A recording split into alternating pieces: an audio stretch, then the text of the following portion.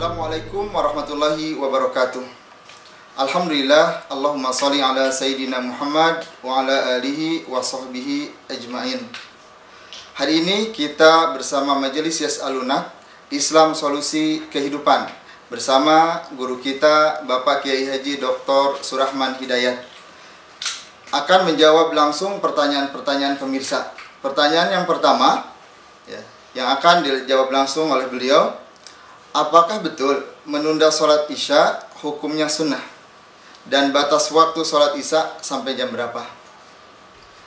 Terkait dengan waktu sholat, ya, itu ada hadis Jibril, ya, sudah dijelaskan. Kemudian terkait sholat isya, pertama utamanya adalah sholat itu di awal waktu, ya, sesuai dengan hadis.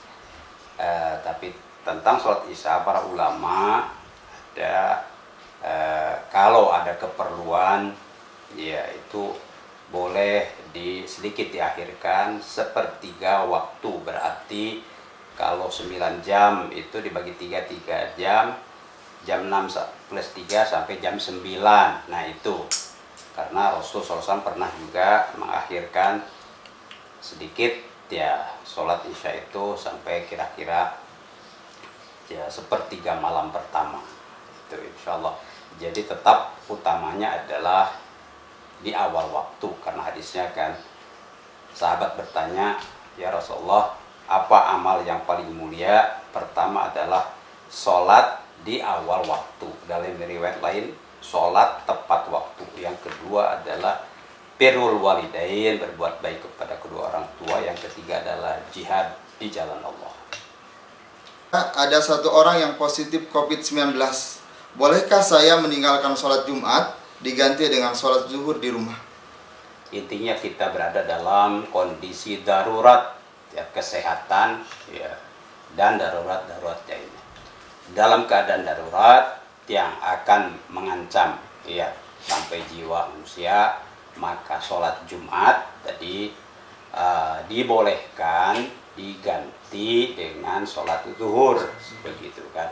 Itu fatwanya. Jadi kita insya Allah dengan mengikuti fatwa ulama itu adalah perintah syara, ya, karena atiullah wa atiur rasul wa ulil amri minkum. Ulil amri itu pertama adalah dalam urusan agama tentu ulil amrinya para ulama, dalam hal ini MUI Pusat, insya Allah. Pertanyaan berikutnya, adakah amalan khusus agar terbebas dari jeratan hutang? Saya sudah bekerja maksimal, akan tetapi kebutuhan keluarga tidak terpenuhi, sehingga terpaksa berhutang ke lembaga yang tidak syariah ataupun bank konvensional. Yang pertama kriterianya memang sudah mentok, ya. Yang kedua tidak ada alternatif, ya. Nah, berhutang itu boleh ketika kita memang betul-betul kepepet.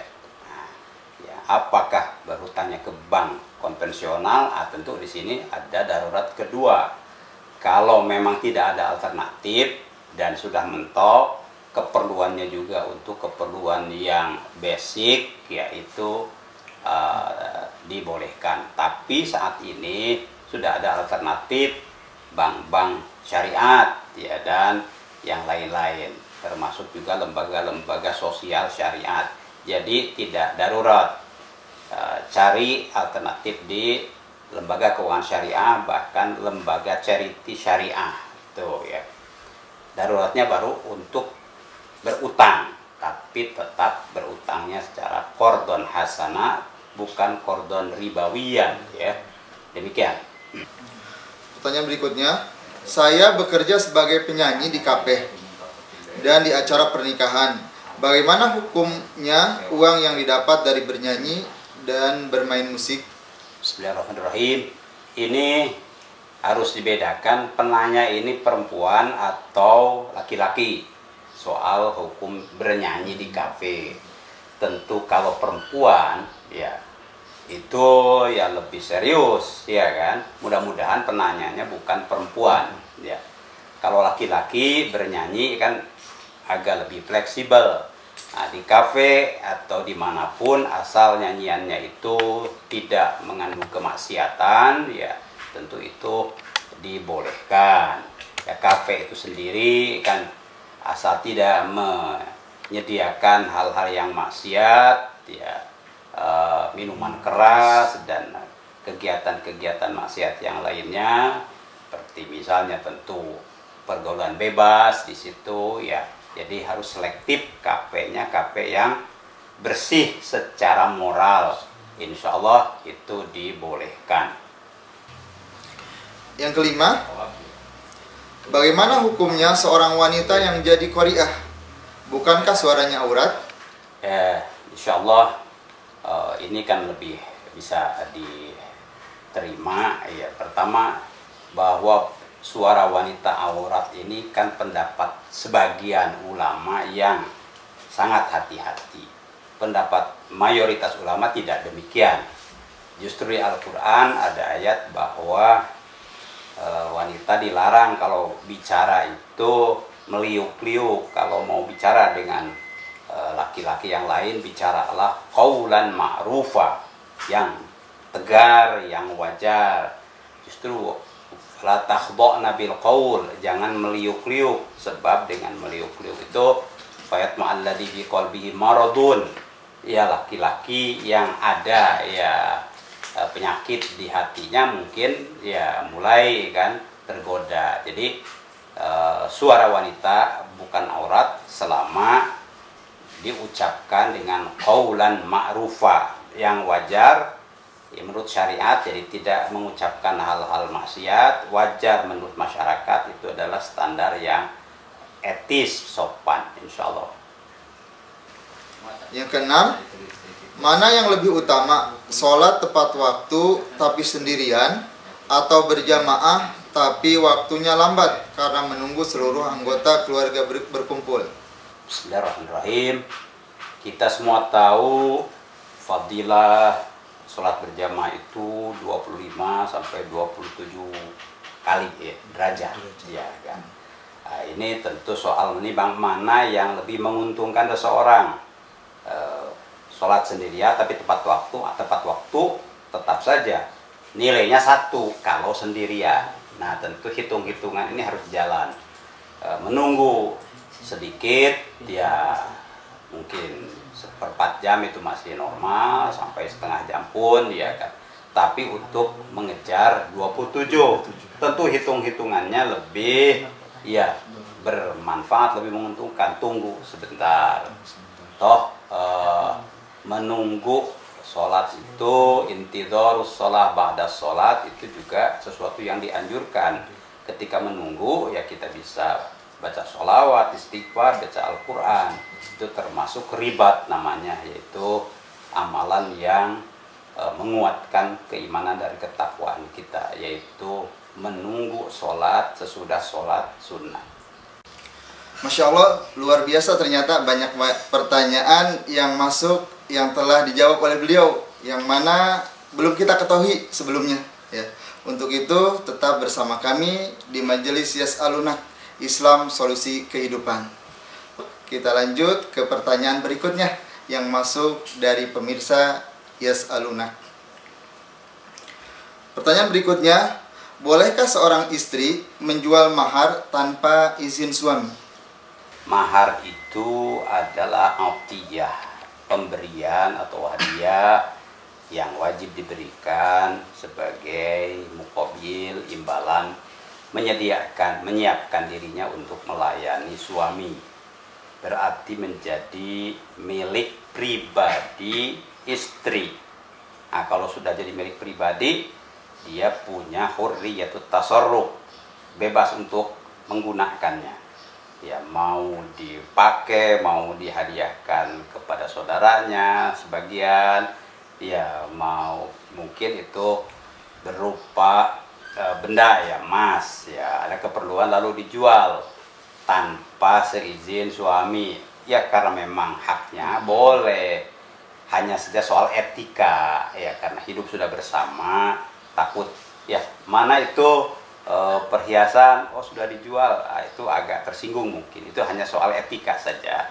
Dari sisi bolehnya boleh, bahkan boleh memakan bersama-sama dari mahar itu bersama suami, kulu ya kulu hanian maria disebutkan dalam Al-Quran, silahkan dimakan bersama. Jadi boleh, hanya jaga etika saja. Pertanyaan berikutnya, tahun 2020 saya memulai kredit rumah secara konvensional. Saya diberitahu orang kalau itu adalah riba. Sementara sekarang belum lunas. Apa yang harus saya lakukan agar terhindar dari riba? Apakah saya harus meninggalkan rumah lalu mengontrak karena saya belum mampu melunasi rumah yang saya cicil? Ya, alhamdulillah penanya ada kesadaran bahwa itu salah karena telah melakukan kredit ribawi. Apa yang harus dilakukan? Tobat, ya kan? Tobat pada Allah, istighfar, ya tobat tentu stop ya untuk melakukan riba. Tapi bagaimana ini rumah kan belum lunas? Apakah saya harus meninggalkan rumah kontrak jadi kontrak? Nah, ini rumah ini kan termasuk daruriyat, kebutuhan yang asasi. Ya, dalam agama tentu kalau darurat itu untuk kebutuhan asasi, ya dibolehkan kita ya meminjam dari sumber pinjaman yang halal. Ini tidak ada misalnya, pastikan ya kan ada perbankan syariah dan yang lain-lain, koperasi syariah. Jadi sampai mentok betul. Jadi 2 kali mentok memang tidak ada jalan kecuali minjam karena kurang penghasilannya. Mentok lagi tidak ada sumber yang memberikan pinjaman yang tidak ribawi, ya kan? Ya mentok lagi misalnya, baru itu dikecualikan, dibolehkan. Tapi saya tidak menyarankan meninggalkan rumah kemudian ngontrak, ya karena ya tetap saja harus dibayar kan cicilannya, tidak menyelesaikan masalah. Tetap saja di rumah itu tidak ngontrak, tapi ya niatkan untuk melepaskan diri dari cicilan ribawi sambil berdoa terus pada Allah. Insya Allah inna ma'al usri yusra, akan ada kemudahan yang Allah berikan, insya Allah. Yang berikutnya, bagaimana jika ada orang yang meninggal dikarenakan oleh santet atau sihir? Apakah termasuk mati syahid? Ya, santet atau sihir ini termasuk tentu dosa besar bagi yang melakukannya, termasuk bagi yang terlibat ya untuk melakukannya. Ini tergantung apakah yang bersangkutan ini korban santet atau sihir ya atau guna-guna, atau ya dia juga percaya dan sering menggunakan hal-hal yang seperti itu. Kalau naudzubillah dia termasuk percaya, itu termasuk dia melakukan tentu syirik ya, kepada Allah Subhanahu wa taala. Rasul bersabda, "Man ata'arrafan fasaddaqahu ya faqad kafara bima ja'a bihi Muhammad sallallahu alaihi wasallam." Siapa yang mendatangi ya seorang arraf, ya tukang tebak, tukang tenung dan lain-lain, ya kan, lalu percaya, maka dia telah kufur kepada ajaran Rasulullah SAW. Tapi kalau dia tidak ikut terlibat, dia betul-betul korban, termasuk insya Allah matinya, mudah-mudahan mati syahid akhirat, ya, karena ada sejumlah syahid akhirat, ya, yaitu sakit karena penyakit, ya termasuk korban santet itu, atau juga karena reruntuhan, karena banjir dan lain-lain. Jadi pastikan tidak ikut terlibat dalam persoalan membantu orang yang bertanya kepada tukang penyihir atau santet. Wallahu a'lam. Pemirsa majelis Yas'alunak, Islam Solusi Kehidupan, ternyata luar biasa ya. Banyak solusi-solusi kehidupan yang perlu kita ataupun kita perlukan ya. Untuk itu tetap bersama kami untuk melanjutkan mencari jawaban-jawaban Islam Solusi Kehidupan. Pertanyaan berikutnya, saya seorang pengusaha. Setiap tahun saya membayar pajak. Dalam hati saya niatkan sebagai zakat. Bagaimana hukumnya? Itu ada niat, ada kaifiat, cara praktik ya, harus benar. niatnya itu sudah bagus, niat membayar pajak ya, dan itu berarti niat taat kepada negara ulil amri. Dengan begitu insya Allah bernilai ibadah. Tetapi kalau diniatkan sekaligus bayar zakat, nah lain ya. Zakat itu ada persyaratannya, ya kan. Di antara persyaratannya adalah status hartanya itu harta yang legal, ya kan. Dan alhamdulillah di Indonesia baik sudah ada perundang-undangan tentang pajak sudah ada, tentang zakat juga sudah ada. Laksanakan saja sesuai dengan ketentuan perundang-undangan. Di antara tentang zakat itu kan disalurkan melalui lembaga amil zakat atau lembaga amil zakat atau badan badan amil zakat itu terserah, ya kan. Tentu di sana akan ada penjelasannya terkait dengan ingin diringankan supaya jangan bayar pajak juga, zakat juga. Ada itu aturan di peraturan pemerintah, walaupun ini realisasinya diserahkan kepada BAS, bahwa zakat itu menjadi pengurang pajak, maksud saya itu menjadi, atau zakat menjadi pengurang pajak. Nah, asal kita datang dijelaskan, kemudian mendapatkan tentu surat dari lembaga amil zakat bahwa yang bersangkutan sudah mengeluarkan zakatnya dari hartanya nilai sekian. Nah, kalau ini bisa dibawa ke kantor pajak, ini akan menjadi pertimbangan untuk pengurangan nilai kena pajak. Ya. Yang berikutnya, skripsi saya dibuatkan oleh orang lain. Saya hanya membayar sejumlah uang, tinggal ikut sidang skripsi. Bagaimanakah hukumnya gaji pekerjaan saya sekarang? Kalau pekerjaan itu saya dapatkan jika ijazah tersebut skripsinya dibuatkan oleh orang lain. Ya, ini ada complicated ya. Beberapa akad ya di situ ya. Halalnya sesuatu itu terkait dengan apa akadnya, niatnya, dan kaifiatnya. Itulah akad ya, niatnya apa, caranya bagaimana. Untuk bikin skripsi karena mungkin keterbatasan apapun, lalu minta tolong kepada biro lah ya, biro skripsi untuk membantu menyelesaikannya. Boleh tidak? Ya boleh, itu dengan akad ijaroh.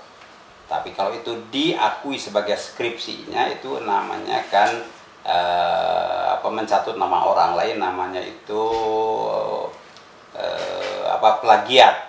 plagiasi. Itu tidak dibolehkan dan itu bisa dicabut ya gelarnya, berarti haram ya kan. Maka jangan terlibat sampai ke kategori plagiasi, boleh ya kan. Lalu jadilah sidang ya.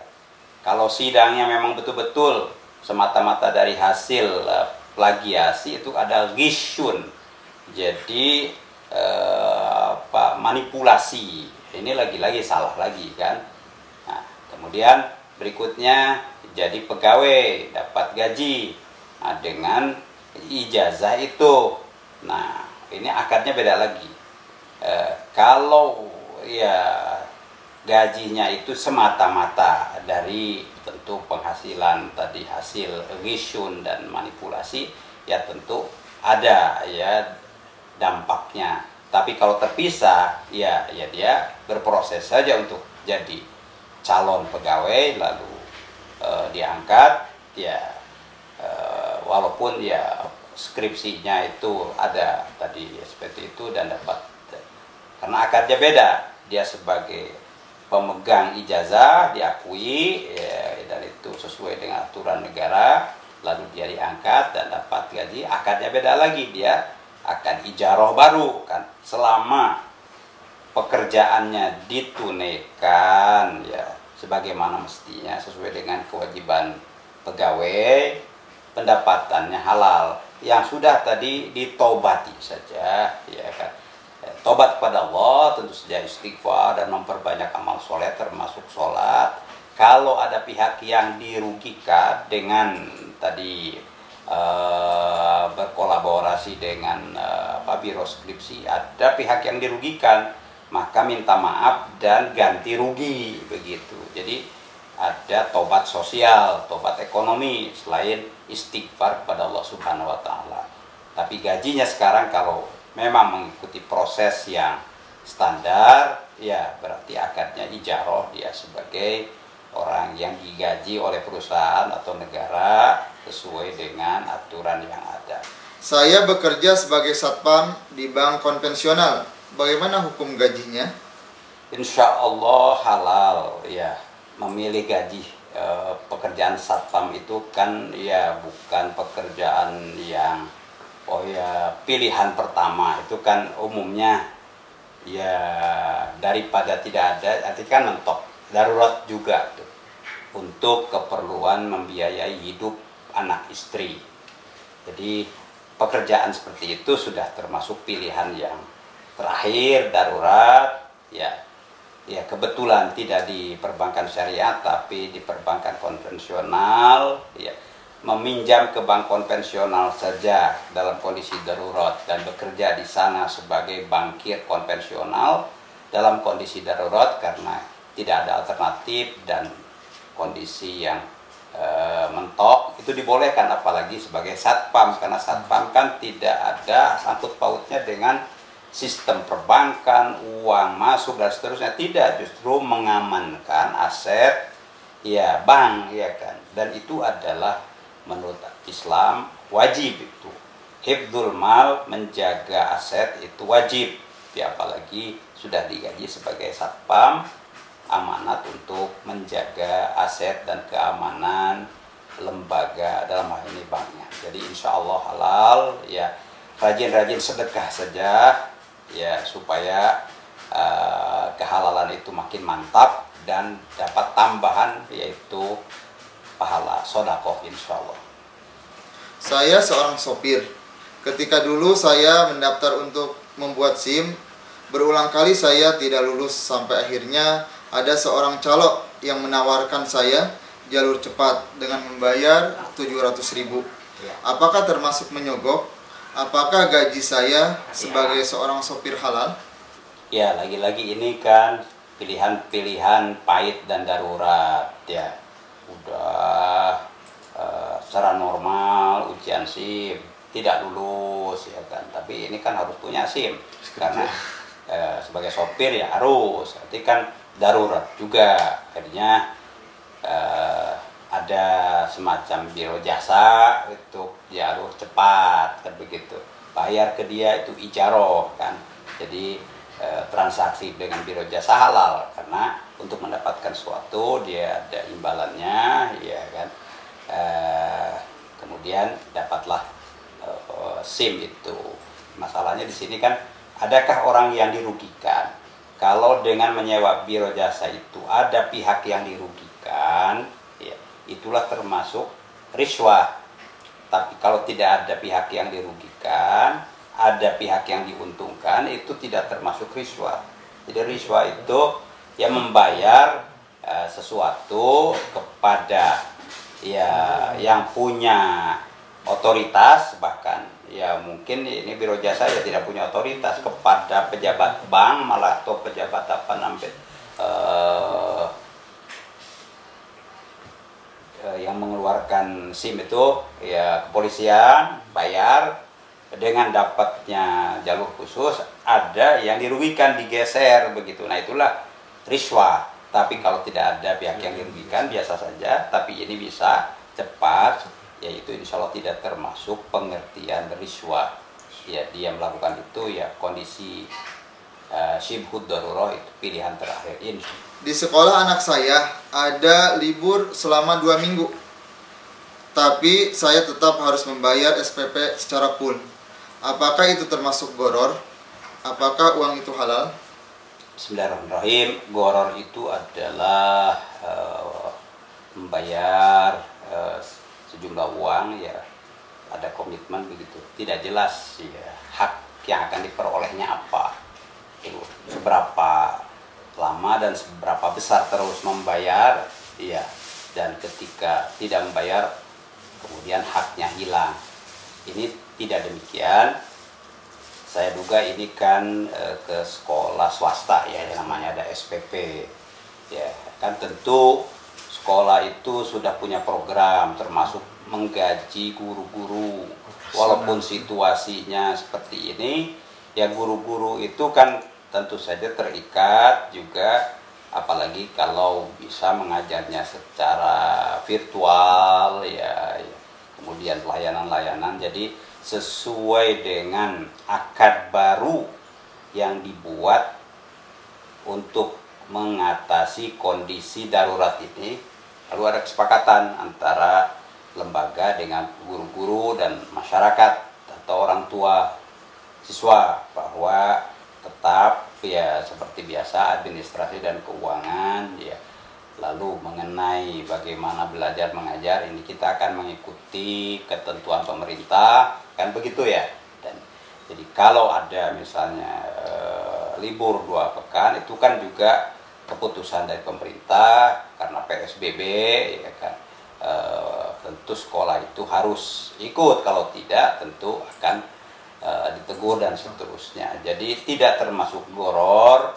Mudah-mudahan itu meringankan ya beban ya sekolah yang bersangkutan untuk kelancaran proses belajar mengajar dan pendidikannya, sehingga termasuk insya Allah sedekah dan amal soleh insya Allah. Jadi tidak termasuk goror. Masya Allah ya, luar biasa. Sudah 15 pertanyaan terjawab. Mudah-mudahan memberikan pencerahan terkhusus bagi kita yang awam, yang selama ini tidak mengetahui ya. Untuk itu kita lanjutkan ke pertanyaan-pertanyaan berikutnya. Pertanyaan berikutnya yang masuk ke Majelis Yas'alunak Islam Solusi Kehidupan. Jika seorang meninggal karena COVID-19 karena dia ceroboh, tidak memakai masker, tidak menjaga jarak, padahal sudah diperingatkan, apakah itu termasuk mati bunuh diri?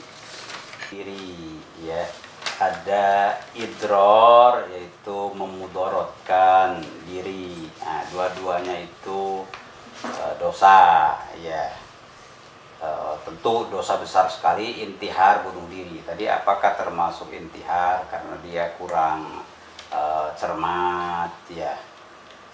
Mudah-mudahan tidak termasuk intihar kalau dia memang ya walaupun minim ya dalam menjaga protokol kesehatan, sebab dia tidak ada niatan ya untuk ya membunuh dirinya, kan mungkin karena males atau apapun ya sehingga dia kena. Jadi itu idror masuk karena dia kurang hati-hati ya, dia kesalahannya di situ. Mestinya kan dia maksimum di dalam berjaga-jaga dan di dalam tentu menjaga diri dan melaksanakan protokol kesehatan yang ada, tapi dia kurang ya. Nah, karena kurangnya dia ya tadorror, dia kemudian sakit dan meninggal insya Allah karena tidak ada niatan untuk membunuh diri. Dengan cara itu dia tidak termasuk al-intihar, bunuh diri, tapi al-idror ya. Dia ya kita perbanyak doa saja dan istighfar untuk almarhum, itu saja. Mudah-mudahan Allah ampuni atas kelalaiannya itu dan menjadi ibrah bagi yang lainnya. Tuh kalau agak kurang teratur ada kan dampaknya yang lain-lain. Mudah-mudahan al mautu wa idza, kan kafa bil mauti wa idza, cukup dengan kematian itu menjadi nasihat tuh kan. Jadi yang lain-lain mengambil ibrah insya Allah. Ketika hajatan dan cuaca mendung, kami memanggil jasa pawang hujan dan ternyata langit kembali cerah. Apakah itu termasuk kemusyrikan? Tadi bismillahirrahmanirrahim, memanggil jasa pawang hujan berarti kan sudah ada kepercayaan di situ, ada orang yang tahu ya kan. Padahal hujan itu termasuk al-mughayyabat al-khams, perkara gaib yang 5 disebutkan dalam Al-Quran, termasuk wa yunazzilul ghais wa ya'lamu ma fil arham, apa yang ada di dalam rahim, indahu ilmus sa'ah, kapan kiamat. Nah ini pawang ini kan sok tahu gitu ya, itu tentu mempercayai pawang lalu isti'anah minta tolong kepadanya, jelas itu termasuk ya praktek syirik ya.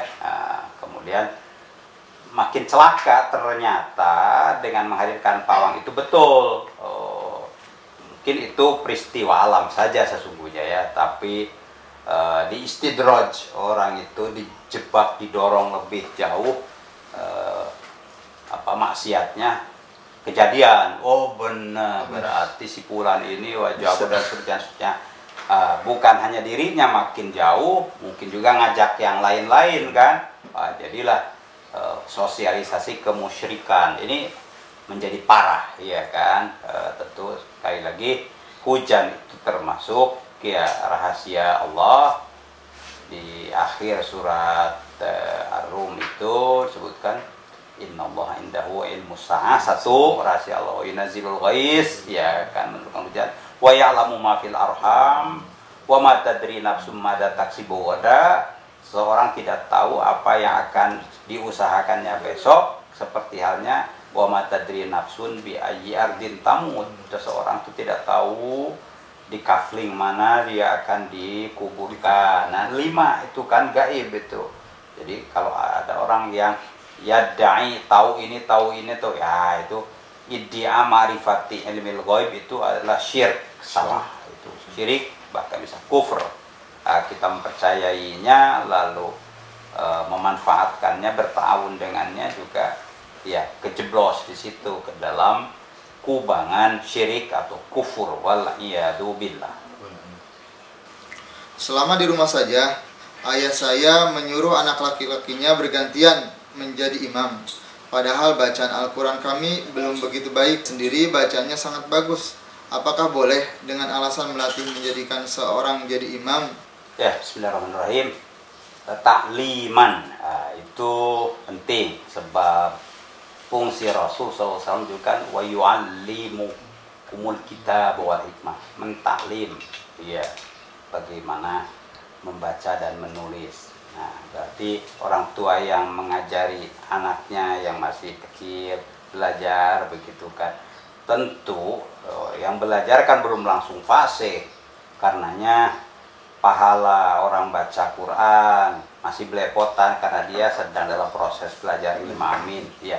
Ya tak masih ya ada salah 1, 2 syiddahnya dan lain-lain, itu bukannya ya disanksi jadi dosa, justru itu dapat poin ya, pahala membacanya dan pahala ya taknya, dia belepotannya susah tapi ingin memperbaiki. Jadi bagus, lanjutkan insya Allah dengan terus ya mendidik anak akan tampil nanti menjadi seorang qori yang baik dan imam yang baik insya Allah.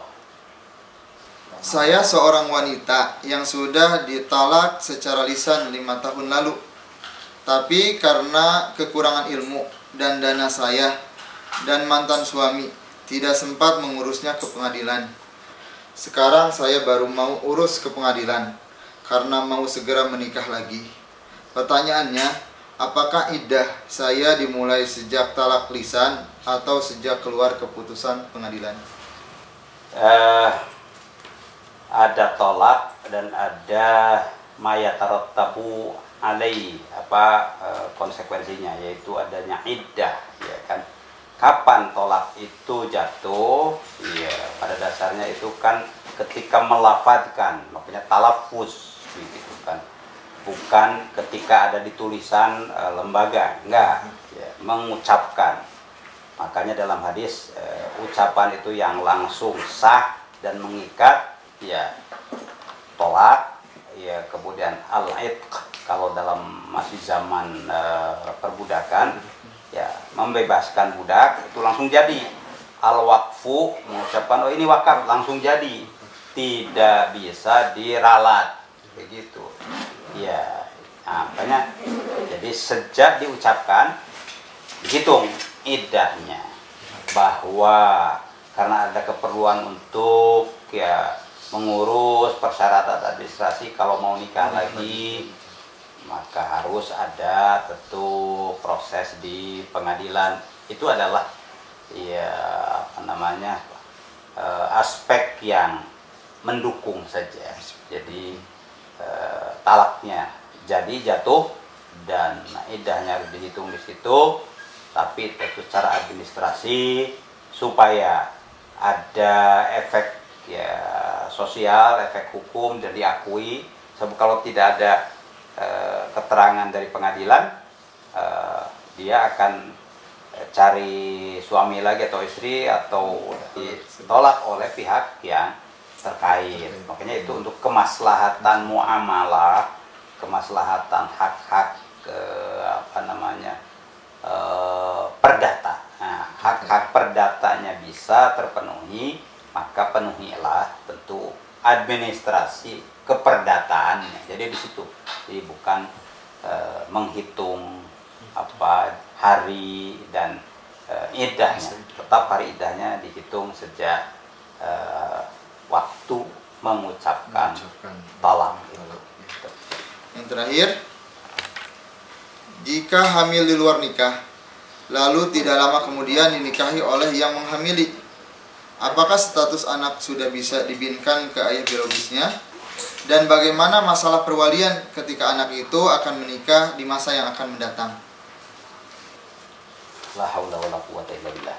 Ini kan pertanyaan complicated juga. Ya, tidak serta-merta ini bisa talk chair dijawab ya, karena ada hal-hal yang terkait. Pertama, untuk perbuatan zina. Ya, satu, ya kan.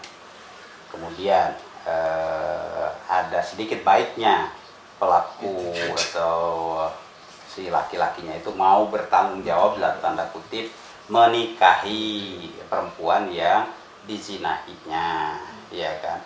Lalu keluarlah anak, seperti anak perempuan nih, ya kan. Karena terkait dengan wali anak perempuan, apakah dibintikan maksudnya ya kepada si laki-laki itu. Nanti walinya itu kan ada beberapa tuh terkait. Jadi status masing-masing harus diletakkan. Pertama bahwa perbuatan zina itu jelas ya fahisyah, ya haram, ya kan. Tetapi itu kan fahisyah itu dalam akhlak Islam tidak untuk sebab Al-Quran mengancam, innal ladzina yuhibbuna an tashi'al fahisyah fil ladzina amanu lahum adzabun alim. Tuh kan, orang yang senang menebar berita tentang fahisyah, ya ada kasus ini lalu jadi rame, ya padahal mungkin orangnya sudah tobat atau bagaimana, tapi ya beritanya terus begitu. Mereka itu akan mendapatkan azabun alim wa na'udzubillah. Jadi ini kasusnya memang harus hati-hati. Bagaimana nih yang bersangkutan ada tanggung jawab mau menikahi, alhamdulillah laksanakan pernikahan, ya kan, asal cukup arkanun nikah sah gitu kan, walaupun nih menikahi perempuan yang disinahi, berarti itu tinggal ditobati saja. Iya, ada untungnya dalam tanda kutip negara ini tidak atau belum menerapkan hukum pidana syariat, ya kan, sehingga delik perzinahan kan ya menjadi ya delik biasa saja. Di sini akhlak syariat bagaimana, itu termasuk sesuatu yang tidak boleh diungkap, ya kan. Ketika Rasulullah SAW merajam seseorang karena zina dan dia mengakui ingin dijatuhi hukuman, ya udah dirajam oleh orang-orang. Tapi karena tentu sakit, melarikan diri orang itu, iya kan. Kemudian ya karena ini harus mati kata seorang itu, kayaknya dipukul dengan apalah begitu sampai roboh.